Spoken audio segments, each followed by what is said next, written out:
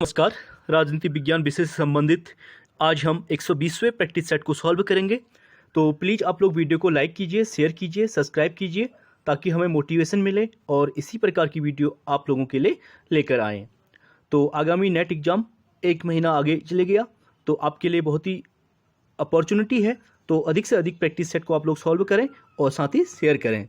तो चलिए स्टार्ट करते हैं। आज का पहला क्वेश्चन ग्रामर ऑफ पॉलिटिक्स के लेखक हैं।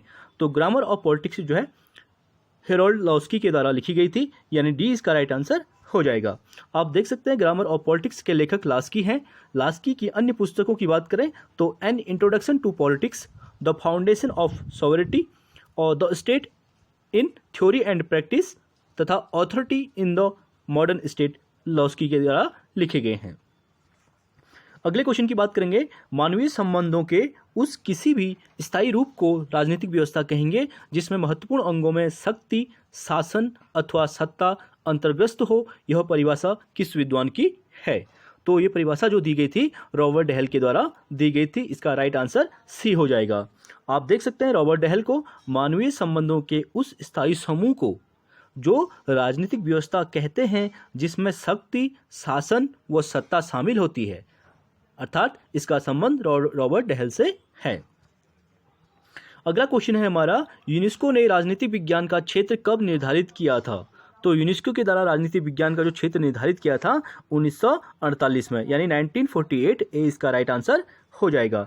आप देख सकते हैं परंपरागत राजनीति विज्ञान का क्षेत्र निर्धारण करने हेतु संयुक्त राष्ट्र संघ की यूनेस्को द्वारा सितंबर 1948 में विश्व के प्रमुख राजनीति शास्त्रियों का सम्मेलन आयोजित किया गया, जिसमें परंपरागत राजनीति विज्ञान के क्षेत्र के अंतर्गत निम्नलिखित अध्ययन विषय शामिल किए जाने का निर्णय लिया गया। तो विषय कौन कौन से थे? बात करेंगे राजनीति के सिद्धांत, राजनीति की संस्थाएं, राजनीतिक दल, समूह एवं लोकमत और अंत जो है अंतर्राष्ट्रीय संबंध। अगला क्वेश्चन है हमारा, राजनीति शास्त्र के पिता माने जाते हैं। तो राजनीति शास्त्र के पिता किसे कहा जाता है? अरस्तु को, यानी बी इसका राइट आंसर हो जाएगा। आप देख सकते हैं अरस्तु राजनीति शास्त्र का जनक है। इसमें कोई अतिशयोक्ति नहीं है क्योंकि पश्चिमी जगत में राजनीति विज्ञान अरस्तु से ही प्रारंभ हुआ है। अरस्तु से पूर्व प्लेटो ने राजनीति का विचार दिया था, परंतु उसका संपूर्ण ज्ञान जो है कल्पना पर आधारित है। और साथ ही अरस्तु के द्वारा 158 यानी 158 संविधानों का वर्गीकरण किया गया था, इसीलिए इसको पॉलिटी का पिता यानी राजनीति विज्ञान का पिता के रूप में जाना जाता है। अगला क्वेश्चन है हमारा, राजनीति विज्ञान के अंतर्गत राज्य तथा सरकार का अध्ययन किया जाता है। राजनीति विज्ञान की यह परिभाषा किस विचारक की है? तो राजनीति विज्ञान की, एक मिनट, तो ये परिभाषा जो है गिलक्राइस्ट की है, यानी डी इसका राइट आंसर हो जाएगा। एक बार आप सभी लोग प्लीज वीडियो को लाइक जरूर कीजिएगा। तो अगला इसका आंसर हो जाएगा, सर्वप्रथम अरस्तु ने ही राजनीति शास्त्र को एक विज्ञान माना। राजनीति विज्ञान के अंतर्गत राज्य और सरकार का अध्ययन किया जाता है। यह परिभाषा किसकी है? गिलक्राइस्ट की है। इसके समर्थकों में गिलक्राइस्ट, गेटल और लास्की का नाम भी प्रमुख रूप से आता है। अगला क्वेश्चन है हमारा, राजनीति शास्त्र का प्रारंभ और अंत राज्य के साथ ही होता है। यह कथन किसका है? तो मोस्ट इंपोर्टेंट क्वेश्चन है। तो राजनीति शास्त्र का प्रारंभ और अंत की बात कर रहा है, ये गार्नर के द्वारा कहा गया था, यानी सी इसका राइट आंसर हो जाएगा। आप देख सकते हैं राजनीति को दो भागों में विभाजित किया जाता है, सैद्धांतिक व व्यवहारिक राजनीति के रूप में। सैद्धांतिक राजनीति के अंतर्गत निम्न विषय आते हैं, सरकार का सिद्धांत हो गया, राज्य का सिद्धांत, कानून निर्माण की संकल्पना। व्यवहारिक के अंतर्गत सरकार का वर्तमान स्वरूप, कार्यप्रणाली आदि समाहित होते हैं। इसी के तहत गार्नर ने कहा था कि राजनीति शास्त्र का प्रारंभ और अंत जो है राज्य से ही होता है। अगला क्वेश्चन है हमारा, परंपरागत राजनीति विज्ञान का निम्न में से कौन सा लक्षण नहीं है? तो परंपरागत राजनीति का जो विज्ञान का लक्षण नहीं है, तथ्यों के अध्ययन पर बल। तो ये इसमें रॉन्ग हो जाएगा क्योंकि जो परंपराएं हैं, परंपरा राजनीति विज्ञान का संबंध अमूर्त स्वरूप से हो जाएगा, काल्पनिकता से होगा, दार्शनिकता पर बल देने से होगा। तथ्यों की बात इसमें नहीं की जाती है। तथ्यों के अध्ययन पर परंपरागत राजनीति विज्ञान का संबंध नहीं है। आप देख सकते हैं परंपरागत रूप में राजनीति विज्ञान के अध्ययन को व्यक्तियों के राजनीतिक क्रियाकलापों तक ही सीमित समझा जाता था। अमूर्त स्वरूप, काल्पनिकता तथा दार्शनिकता पर बल, ये सभी जो है परंपरागत राजनीति विज्ञान के प्रमुख लक्षण हैं। अगला क्वेश्चन है हमारा, किसने कहा इतिहास का राजनीति विज्ञान के बिना फल नहीं और राजनीति विज्ञान का इतिहास के बिना जड़ नहीं। तो ये सीले के द्वारा कहा गया था, यानी सी इसका राइट आंसर हो जाएगा। आप देख सकते हैं सीले ने यह कहा कि इतिहास का राजनीति विज्ञान के बिना फल नहीं है तथा राजनीति विज्ञान का इतिहास के बिना जड़ नहीं है। इसके माध्यम से सीले ने यही बताने का प्रयास किया है कि इतिहास और राजनीति विज्ञान दोनों एक दूसरे से अलग अलग न होकर एक दूसरे के पूरक हैं। ये सीले का मानना था। अगले क्वेश्चन की बात करेंगे, निम्न में से कौन सा समुच्चय राजनीति विज्ञान के विशेष क्षेत्र को परिभाषित करता है। तो राजनीति विज्ञान के विशेष क्षेत्र को परिभाषित किसके द्वारा किया जाता है? राज्य के द्वारा, मूल्यों के द्वारा, सरकार के द्वारा, निर्णय निर्माण और राजनीतिक दलों के द्वारा, यानी डी इसका राइट आंसर हो जाएगा। राज्य, मूल, सरकार, निर्णय निर्माण और राजनीतिक दलों के द्वारा। आप देख सकते हैं इसको, राजनीति विज्ञान के विशेष क्षेत्र के अंतर्गत राज्य, मूल्य, सरकार, निर्णय निर्माण और राजनीतिक दल इत्यादि तत्वों को शामिल किया जाता है। अगला क्वेश्चन है हमारा, समाज की उन्नति के लिए विज्ञान की प्रबुद्ध तानाशाही आवश्यक है, निम्नलिखित विचारकों में से किसका कथन है।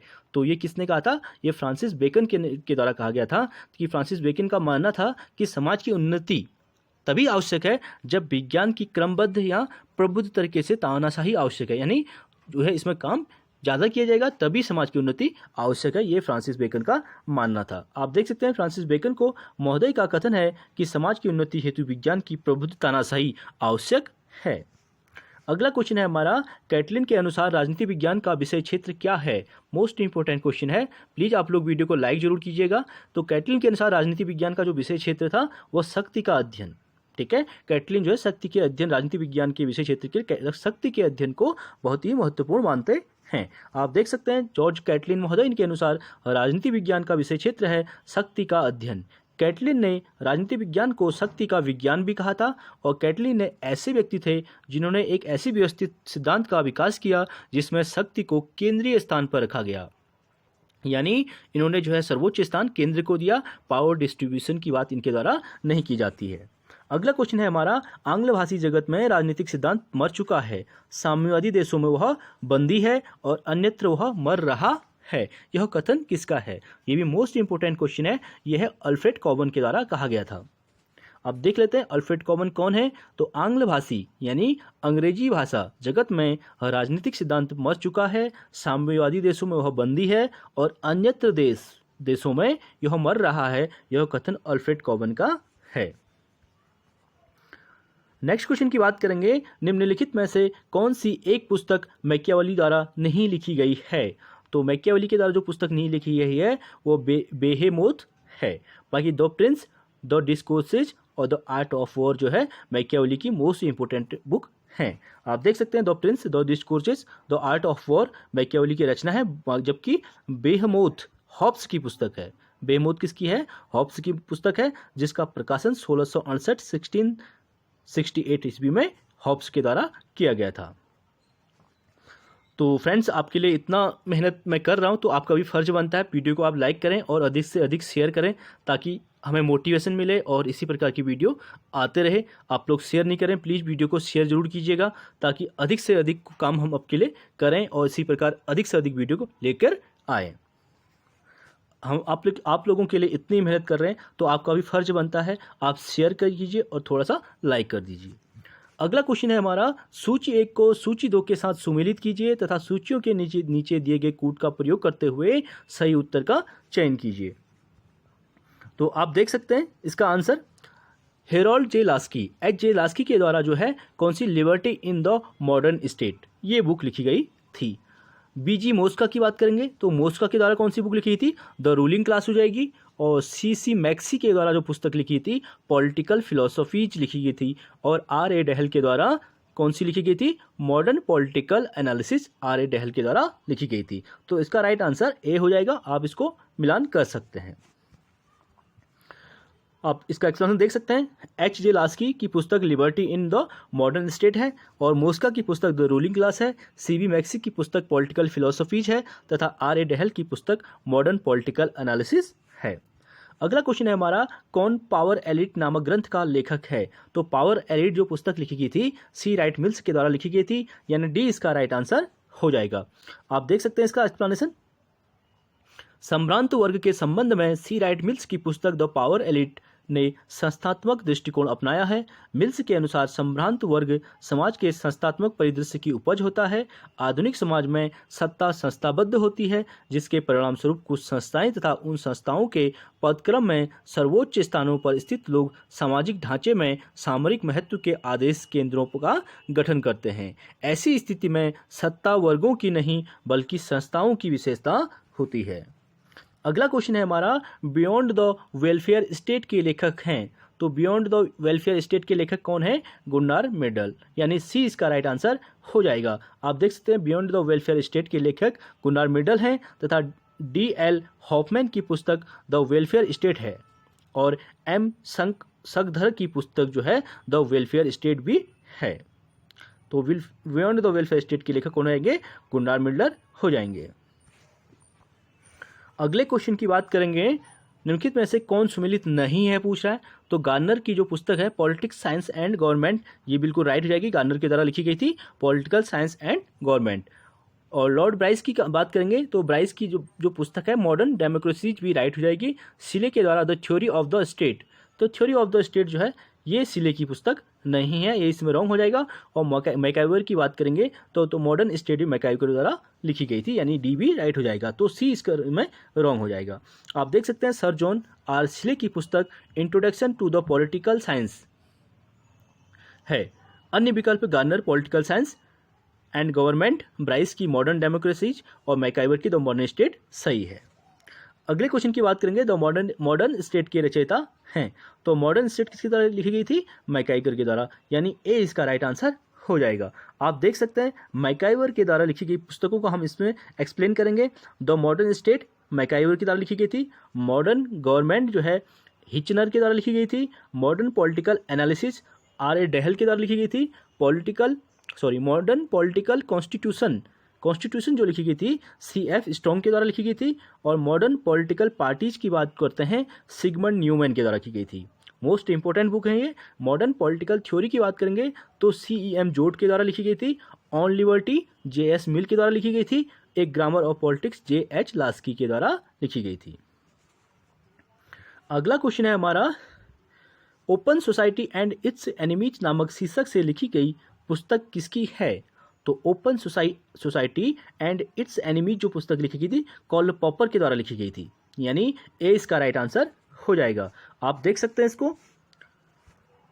कॉल पॉपर ने इतिहासवाद को छद्म विज्ञान की श्रेणी में रखा है और अपनी दो प्रसिद्ध कृतियों the open society and it's enemies और मुक्त समाज और उसके दुश्मन 1945 1945 तथा द पॉवर्टी हिस्टोरिसिज्म इतिहासवाद की सारहीनता 1957 के अंतर्गत इतिहासवाद पर प्रबल प्रहार किया था। The open society and it's enemies के अंतर्गत जो कि 2 खंडों में प्रकाशित हुई थी, पॉपर ने विशेष रूप से 3 इतिहासवादी दृष्टिकोण पर प्रहार किया है। उसमें इन्होंने प्लेटो, हेगल और मार्क्स के विचारों की आलोचना की गई है कॉल पॉपर के द्वारा। अगले क्वेश्चन की बात करेंगे, सूची 1 को सूची 2 से सुमेलित करने की बात कर रहा है। कूट का प्रयोग कीजिए, सूची 1 को सूची 2 से सुमेलित करने की बात की गई है। तो देख लेते हैं 20 क्वेश्चन को हम लोग। एन पी बैरी के द्वारा जो पुस्तक लिखी गई थी an introduction to modern political theory पुस्तक लिखी गई थी। D.D. रैफेल के द्वारा प्रॉब्लम्स ऑफ पॉलिटिकल फिलोसफी लिखी गई थी। हॉकिंग के द्वारा बात करेंगे तो लॉ एंड राइट्स पुस्तक लिखी गई थी। एन वाइल्ड के द्वारा the ethical basis of state पुस्तक लिखी गई थी। प्लीज़ आप लोग वीडियो पॉज करके इसे 2-3 बार जरूर देखें। N.P. बैरी के द्वारा an introduction to modern political theory, D.D. Raphael के द्वारा problems of political philosophy, Hocking के द्वारा law and rights, and Wilde के द्वारा the ethical basis of state. अगला क्वेश्चन है हमारा, सूची 1 को सूची 2 से मिलाने की बात कर रहा है, इसको भी देख लेते हैं। तो ये क्वेश्चन आप बिल्कुल सावधानी के साथ देखिए, क्योंकि इससे आपका 1 नहीं 4 से 5 क्वेश्चन कंप्लीट होते हैं। तो इसमें मिलाने के लिए कह रहा है, इसको देख लेते हैं। तो इसका राइट आंसर सी हो जाएगा, यानी वॉल्टर की जो पुस्तक लिखी गई थी कौन सी, द इंग्लिश कॉन्स्टिट्यूशन, वॉल्टर के द्वारा लिखी गई थी। और आइवर जेनिंग्स की बात करें तो आइवर जेनिंग्स ने पार्टी पॉलिटिक्स पुस्तक लिखी थी। केसी हुयर की बात करेंगे तो उन्होंने constitutional structure of the commonwealth लिंग्विस्टोन लिखी थी। और WS के द्वारा कौन सी पुस्तक लिखी गई थी? WS की बात करें तो इन्होंने फेडरलिज्म एंड कॉन्स्टिट्यूशनल चेंज पुस्तक लिखी गई थी। आप देख सकते हैं इसका एक्सप्लेनेशन। अगले क्वेश्चन की बात करेंगे, सूची 1 को सूची 2 से फिर मिलाने की बात कर रहा है। इसका प्रयोग सूची 1 को सूची 2 से, तो इसे देख लेते हैं हम लोग। जॉन लॉक, तो जॉन लॉक के द्वारा जो पुस्तक लिखी गई थी वो ए लेटर कंसर्निंग टॉलरेशन, ये जॉन लॉक के द्वारा पुस्तक लिखी गई थी। और ग्राहम वॉलास की बात करें तो ग्राहम वॉलास ने ग्रेट सोसाइटीज पुस्तक लिखी गई थी। और एलेक्स डी टॉकविले के द्वारा डेमोक्रेसी इन अमेरिका लिखी थी टॉकविले ने। और MP फॉलेट के द्वारा जो पुस्तक लिखी गई थी the new state, MP Follett की मोस्ट इंपॉर्टेंट बुक है। और एंटोनियो ग्राम्सी की तो आपको पता ही है, प्रिजन नोटबुक राइट आंसर हो जाएगा, यानी सी इसका राइट आंसर हो जाएगा। आप देख सकते हैं और इसका एक्सप्लेनेशन अच्छे से दोबारा आप रीड कर सकते हैं। अगले क्वेश्चन की बात करेंगे, सूची में न्याय विषयक विचार दिए गए हैं। सूची 2 में संबंध विचारों के नाम हैं, उन्हें परस्पर सुमिलित करने की बात कर रहा है, तो इसे भी देख लेते हैं। तो इसमें जर्मी बेंथम दिया गया है। जर्मी बेंथम के द्वारा कौन सी बुक लिखी गई थी? दूसरी, फ्रेगमेंट्स ऑफ गवर्नमेंट, जर्मी बेंथम के द्वारा लिखी गई थी। जेम्स बर्नहम की बात करें तो इन्होंने मैनेजेरियल रिवोल्यूशन पुस्तक लिखी थी। पीटर क्रोपोटकिन के द्वारा जो है, पीटर क्रोपोटकिन के द्वारा पुस्तक लिखी गई थी fourth field practice and workshop लिखी गई थी। और जॉन स्टुअर्ट मिल के द्वारा जो पुस्तक लिखी गई थी, जॉन स्टुअर्ट मिल की जो है कंसिडरेशन ऑफ रिप्रेजेंटेटिव गवर्नमेंट पुस्तक लिखी गई थी। आप देख सकते हैं Jeremy Bentham fragment of government, James Burnham द्वारा मैनेजरियल रिवोल्यूशन, पीटर क्रोपोटकिन के द्वारा फील्ड फैक्ट्रीज एंड वर्कशॉप लिखी गई थी। और जॉन स्टुअर्ट मिल के द्वारा कंसिडरेशन ऑफ रिप्रेजेंटेटिव गवर्नमेंट पुस्तक लिखी गई थी। अगले क्वेश्चन की बात करेंगे, किसने politics in India since independence नामक पुस्तक लिखी थी?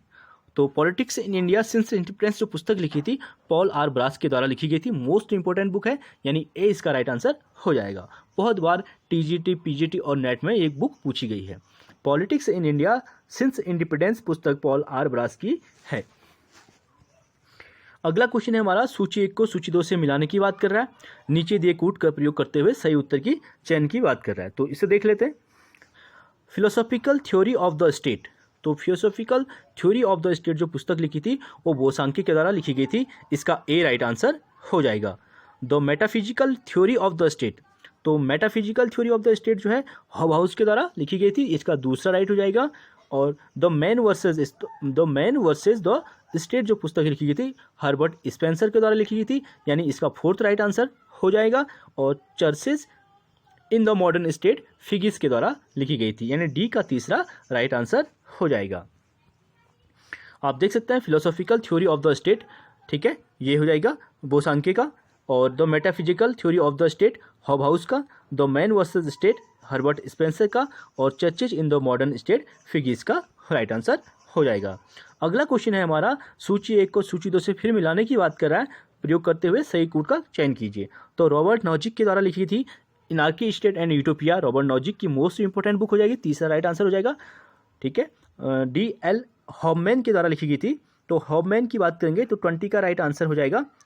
हॉबमैन के द्वारा द वेलफेयर स्टेट पुस्तक लिखी गई थी। और टिटमस के द्वारा essays on the welfare state पुस्तक लिखी गई थी। और अलेक्जेंडर द एंट्रीज की बात करें the notion of the state, ये बुकें लिखी गई थी। इनको आप प्लीज़ एक बार नहीं 2 बार 3 बार देखिए, तभी ये बुक आपको याद होंगी।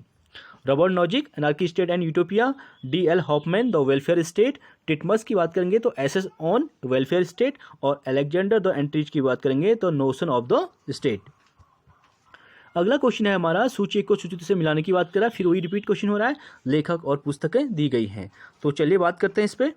हेरल्ड पीटर के द्वारा, हेरल्ड पीटर ने जो पुस्तक लिखी थी उसका आंसर हो जाएगा the quest of the justice, the quest of the justice इनके द्वारा लिखी गई थी। डेविड मिलर की बात करेंगे तो डेविड मिलर ने सोशल जस्टिस पुस्तक लिखी थी। और C.K. एलन की बात करेंगे तो C.K. एलन के द्वारा एस्पेक्ट्स ऑफ द जस्टिस लिखी थी। और जॉन रॉल्स की बात करेंगे तो मोस्ट इंपॉर्टेंट बुक है इनकी the theory of the justice, John Rawls की हो जाएगी।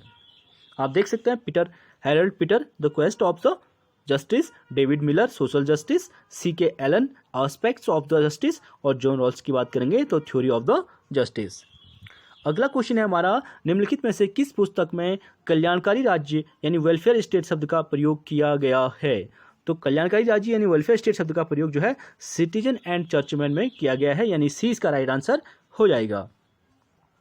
आप देख सकते हैं आर्क बिशप टेम्पल की पुस्तक सिटीजन एंड चर्चमैन, यानी सिटीजन एंड चर्चमैन किसने लिखी थी? टेम्पल ने लिखी थी, आर्क बिशप टेम्पल ने। तो मैं कल्याणकारी राज्य वेलफेयर स्टेट शब्द का सर्वप्रथम प्रयोग किया गया है।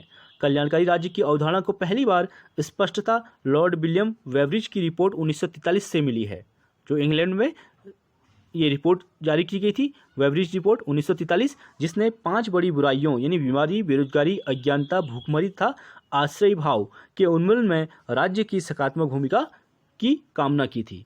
और लॉर्ड एटली की श्रम सरकार यानी लेबर पार्टी ने वेवरिज रिपोर्ट की सिफारिशों को लागू किया था, इसीलिए ब्रिटेन को कल्याणकारी राज्य का घर होने का श्रेय दिया जाता है।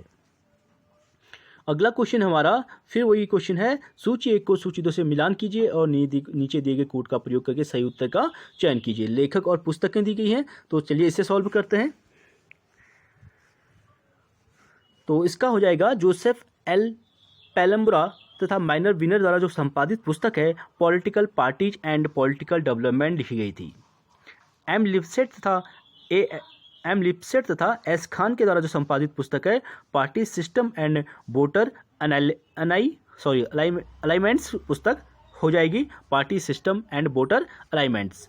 और मॉरिस डुवर्जर के द्वारा जो लिखी गई थी पॉलिटिकल पार्टीज पुस्तक लिखी गई थी, मोस्ट इंपोर्टेंट बुक है मॉरिस डुवर्जर की पॉलिटिकल पार्टीज। और सिगमंड न्यूमैन द्वारा जो संपादित पुस्तक है उसका नाम मॉडर्न पॉलिटिकल पार्टीज हो जाएगा। तो चलिए फ्रेंड्स, आज के लिए अंतिम क्वेश्चन है, तो प्लीज़ आप लोग सभी वीडियो को लाइक कीजिए, सूची 1 को सूची 2 से मिलान कीजिए और नीचे दिए गए कोड का प्रयोग कीजिए। सूची फर्स्ट और सूची सेकंड को हम मिलाते हैं, देखते हैं इसको। डी.बी.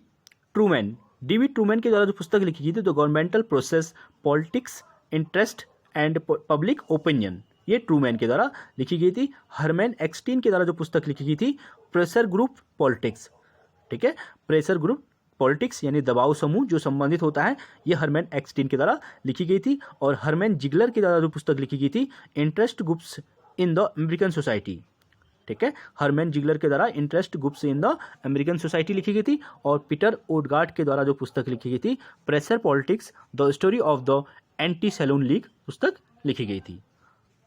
आप इसको एक्सप्लेनेशन जो है रीड कर सकते हैं। तो चलिए फ्रेंड्स, आज के लिए इतना ही। प्लीज़ आप लोग वीडियो लाइक कीजिए, शेयर कीजिए, सब्सक्राइब कीजिए। Thank you so much. बाकी नेक्स्ट वीडियो में करेंगे।